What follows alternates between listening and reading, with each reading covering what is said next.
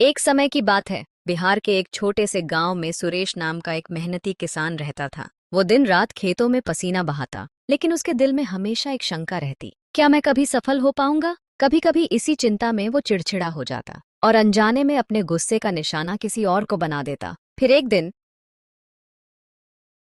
सुरेश ने बैंगन की खेती शुरू की। इस बार उसने जी जान लगा दी और उसकी मेहनत रंग लाई। खेतों में खूब बैंगन उगाए। फसल तैयार होते ही वो शहर की सब्जी मंडी गया, जहां उसकी मुलाकात एक व्यापारी से हुई।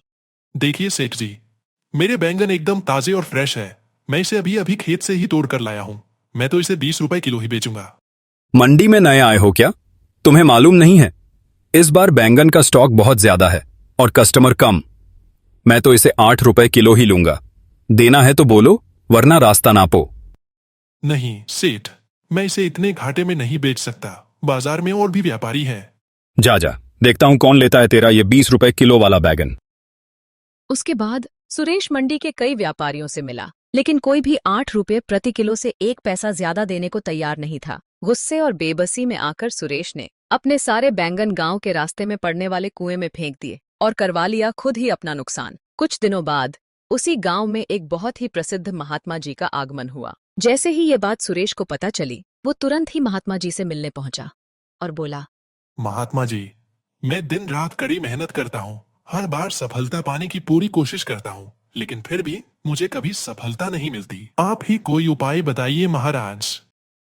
महात्मा जी सुरेश की बात सुनकर हल्का सा मुस्कुराए, फिर शांत स्वर में बोले, तुम्हारी समस्या का समाधान इस चमत्कारी धागे में छिपा है, जो तुम्हारे हर बड़े संकट को दूर कर देगा। लेकिन क्या महाराज? तुम इसे नहीं कर पाओगे। इस रास्ते में तुम्हें बहुत सारी मुश्किलों का सामना करना पड़ेगा।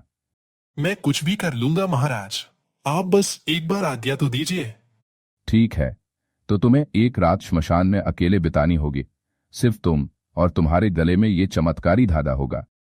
श्मशान का नाम सुनते ही सुरेश का दिल कांप उठा। उसके चेहरे पर डर साफ नजर आने लगा, लेकिन फिर भी हिम्मत जुटाकर वो बोला, लेकिन महात्मा जी, मैं रात भर अकेले श्मशान में कैसे रहूंगा?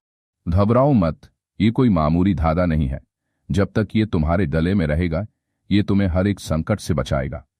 उसी शाम सुरेश ने डर के साए में भी शमशान में पूरी रात अकेले बिताई। वो रात उसके जीवन की सबसे लंबी रात थी, लेकिन वो हार नहीं माना। अगली सुबह कांपते कदमों से वो महात्मा जी के पास पहुंचा और बोला, आप सच में महान हैं। ये धागा तो सच में दिव्य है। अब मुझे पूरा विश्वास है कि इसकी शक्ति और आपके आशीर्वाद से मैं एक दिन जरूर सफल व्यापारी बनूंगा। उस रात के बाद सुरेश बिल्कुल बदल गया। अब वह जो भी करता, उसमें उसे पूरा विश्वास होता कि इस चमत्कारी धागे और अपनी मेहनत से वो जरूर सफल होगा। और होता भी ऐसा ही है। धीरे धीरे मेहनत और आत्मविश्वास के बल पर वही सुरेश गांव का सबसे अमीर व्यापारी बन जाता है।